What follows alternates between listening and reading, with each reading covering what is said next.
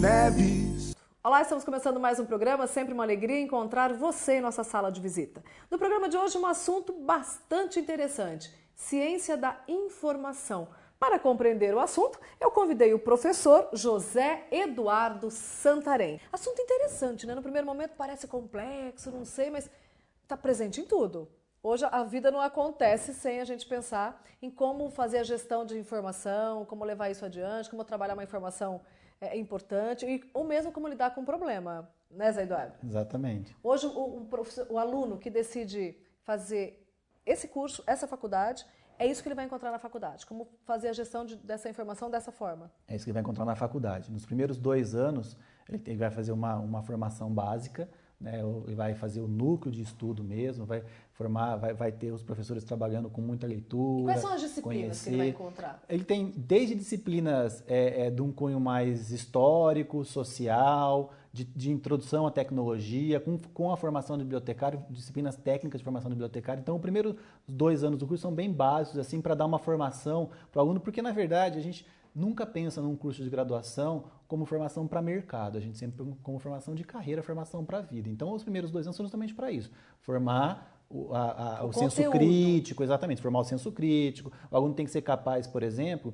de assumir uma posição numa comissão de cultura, tem que ser capaz de assumir esses tipos de posições em espaços que decidem sobre cultura, sobre tecnologia. Então, essa é a formação dos 2 primeiros anos. A partir do 3º ano, a gente já tem uma formação um pouco mais ampla. E aí o aluno vai poder escolher. Então, eu já tinha falado de ir para a área social, da que a gente chama de social cultural e a outra mais empresarial, e aí começa a ter a disciplina mais técnica. Por exemplo, tem disciplina de gestão do conhecimento, tem uma disciplina de gerenciamento de documento. Hoje em dia, a gente recebe convite das empresas para dar palestra e tal. Aqui em Ribeirão, muito poucas empresas usam gestão eletrônica de documentos. Gestão de documentos, como guardar esse documento, como tratar, como recuperar. Né? Tem muita empresa hoje em dia ainda que ainda é capaz de perder processo na justiça porque perdeu o documento.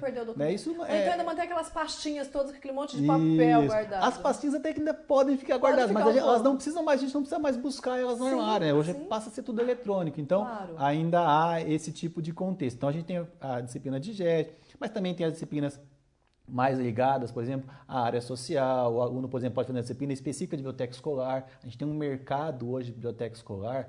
Não sei se o pessoal sabe, mas até o ano de 2020, o Brasil tem que contratar, isso é lei, né? A lei que está vindo desde 2010, o Brasil tem 10 anos para se adequar, a gente tem que contratar 100 mil bibliotecários. Nós não vamos formar, nós que eu digo, toda a formação de biblioteca do Brasil não vai formar 5% disso. Não vai formar 5% disso. Ou seja, nós não vamos ter a quantidade de profissional capacitado só para trabalhar na biblioteca escolar. Exatamente. Então, agora, as nossas bibliotecas, elas estão em condições plenas capazes de armazenar e disseminar esse conhecimento?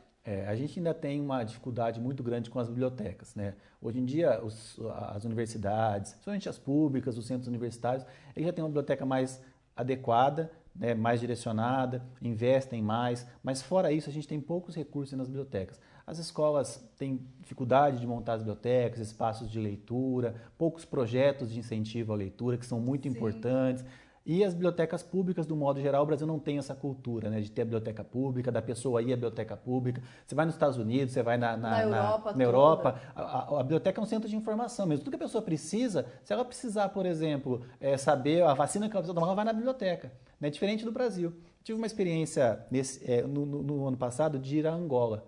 Né, eles estão montando lá praticamente 20 mediatecas. São espaços maravilhosos, num país pobre, mas que montaram espaços lindos e esse espaço tem começado a transformar a vida das pessoas. Então a gente percebe o quê? Que quando você monta um espaço adequado, com investimento, onde as pessoas têm acesso ao material, acesso aos computadores, muda o perfil daquela região onde a biblioteca está instalada. Então, a gente tem exemplos bons aqui no Brasil. Tem a biblioteca de Manguinhos, tem a biblioteca lá onde era o Carandiru. Então, essas bibliotecas também têm sido transformadoras para o espaço onde elas estão, para as pessoas que estão ali, para as famílias que estão ali. Então, as bibliotecas nós ainda estamos muito aquém do que a gente poderia ter no Brasil em termos de biblioteca. Caminhar bastante ainda. Bastante. Principalmente em termos de política pública para isso, né? Justamente. Agora, você falou da importância e da atuação, né, desse profissional na área cultural, que é a área onde eu atuo, né? Como é que surgiu a ideia de fazer o museu virtual da Odila Mestriné?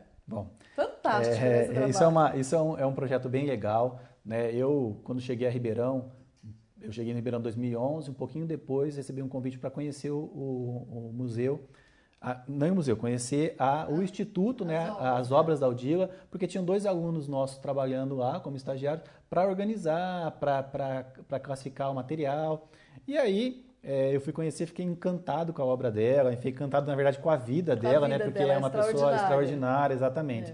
E aí surgiu a ideia de explorar aquilo, porque o que me deixava mais incomodado era pensar em toda aquela obra, e eles mantêm muitas das obras dela, e que ninguém podia ver aquilo. Ela tem um traço diferente, ela tem uma expertise diferente, ela tem algo que as outras pessoas gostariam de conhecer, mas não tem acesso a isso. E aí pensamos em fazer um museu digital, virtual, digital, Odila Mestriner, que é o quê? Justamente pegar esse material e disponibilizar na internet. Então é um trabalho bem grande, um trabalho difícil de ser feito porque demanda bastante trabalho e bastante tempo para ser feito. Quanto tempo vocês trabalharam? Nós ainda estamos trabalhando. Ainda estamos trabalhando. A gente começou há praticamente 1 ano e meio atrás, quase 2 anos atrás mais ou menos, plantamos a ideia e começou a digitalizar o material. A Odila era uma artista muito, muito, muito organizada. Eu falo que ela é uma bibliotecária. Tem uma alma diferente dos artistas comuns, né? Artista organizado não combina muito. Tudo dela é organizado, catalogadinho, bonitinho. Sim. Inclusive, assim, a gente está trabalhando agora, nesse momento a gente está trabalhando com os clippings, que são os recortes de jornal que ela fazia. Ela recortava o jornal, colava a matéria, escrevia que jornal que escrevia a data. Isso facilita o nosso trabalho. Que fantástico. Tudo isso nós vamos disponibilizar, estamos disponibilizando no Museu Odila Mestriner. Já estão as obras de arte. Já é possível ter esse acesso? Sim.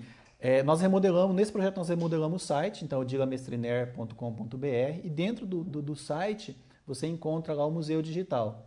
E aí você tem acesso a todas as obras de arte já estão lá, as obras de arte que estão em poder da família do Instituto. As obras de arte que ainda estão com os colecionadores, ainda a gente está levantando, foi feito um trabalho, inclusive trabalho de conclusão de curso lá do nosso curso, para levantar quem são esses colecionadores, para entrar em contato, isso, justamente, para que a gente possa depois incluir esse material.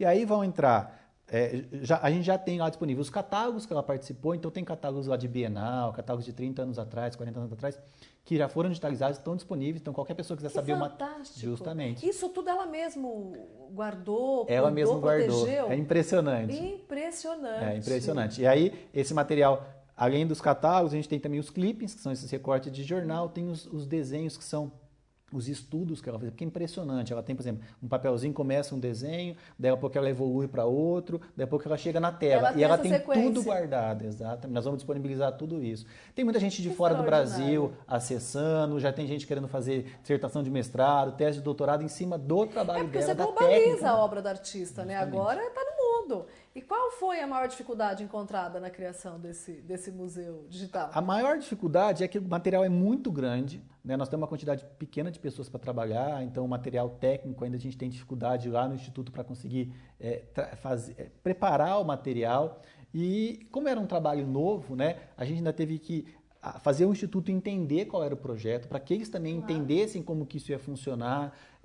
Tem as questões de direito autoral, de disponibilizar a obra ou não. Então, tudo isso aí teve que ser estudado para que a gente pudesse realmente disponibilizar a obra aí e deixar disponível para o mundo, né? Hoje em dia a gente recebe acesso, a gente controla o acesso, né, entende de onde vem, então a gente vê que do mundo inteiro as pessoas estão acessando as obras dela. Tem gente que fica, às vezes, a gente consegue identificar isso, 5, 6, 10 minutos olhando para uma tela, olhando para uma imagem, sabe? Algo que praticamente não acontece. Se você ficar 10 minutos, se você ficar 2 minutos olhando para uma tela na internet, você já pirou. E tem gente que fica 6, 7 minutos olhando para aquela tela dela ali. Muito interessante. Não, e a gente nunca vai saber que tipo de emoção, de reação, né, aquela tela disponibilizada ali provocou em alguém, né? Que sensação. Tem uma coisa bem interessante, que é essa questão de você ter o acesso, né? E tem um outro detalhe que é assim, alguns museus, inclusive, de outros lugares estão entrando em contato com a gente para tentar fazer o mesmo, porque algumas pessoas têm a percepção que o fato de você... É uma proposta pioneira, então. Sim, bem pioneira. Algumas pessoas imaginam que o fato de você disponibilizar o material digital que vai perder o interesse. E é justamente o contrário. Vai despertar. A partir do momento que você disponibiliza o material digital, a pessoa vê aquilo e fala, agora eu quero ver a obra. Então, assim, os que gostam, os colecionadores ficam... Até porque, né, Zé Eduardo, o número de acesso, né, de pessoas que você vai atingir disponibilizando virtualmente sei lá, quantas vezes, você tem uma pesquisa, quantas vezes maior do que se você mantém um museu específico no local? Muito maior. Não dá nem para mensurar isso. Muito maior, né? a gente tem milhares de acessos já, então assim, é uma quantidade muito grande. Talvez nesse tempo que o museu, a gente lançou na Feira do Livro, né, em maio, ainda só com as obras de arte e os catálogos, mas a quantidade de gente que viu digital já é muito maior do que a quantidade de gente que viu pessoalmente a vida toda, pode ter certeza. Aliás, a Odila, por mais de uma vez, ela disse que Ribeirão Preto não conhecia a sua obra. Você acha que a existência desse museu agora vai ajudar a corrigir isso? Eu acho que sim. Sabe que a gente sempre fala desse projeto e os lugares que a gente vai, as pessoas realmente não conhecem muito ela, inclusive. Né? Então, a gente sempre fala e as pessoas ficam curiosas, tal, e a hora que começam a conhecer, fica muito legal. Se encantam com a obra. No dia que a gente fez o lançamento, tem gente fora do estado de São Paulo que está usando a obra dela, então está usando esse material, inclusive em sala de aula, ensino de pintura. É bem legal porque você acaba diversificando o acesso, diversificando realmente o que tem de melhor da Odila para que todo mundo possa ver. O pessoal do Instituto está bem feliz com o resultado. Que coisa boa. E a gente também, né? Porque agora a gente pode ter um pouco mais das obras maravilhosas da Odila Mestriner pertinho da gente, dentro da sua casa, né? Basta acessar. Vamos passar de novo o site? www.odilamestriner.com.br. E aí lá dentro tem várias informações sobre a Odila Mestriner e também tem o Museu Digital. Que é lá que você tem que fazer o seu passeio virtual. Muito obrigada, viu, Zé Eduardo, pela sua disponibilidade aqui. Adorei o bate-papo. E eu espero encontrar você outras vezes aqui na nossa sala de visita. Um prazer, será um prazer voltar. Eu acabo de conversar com o José Eduardo Santarém. Continue conectado com a gente, porque a gente sempre tem novidade para você. Até já. Sala de visita.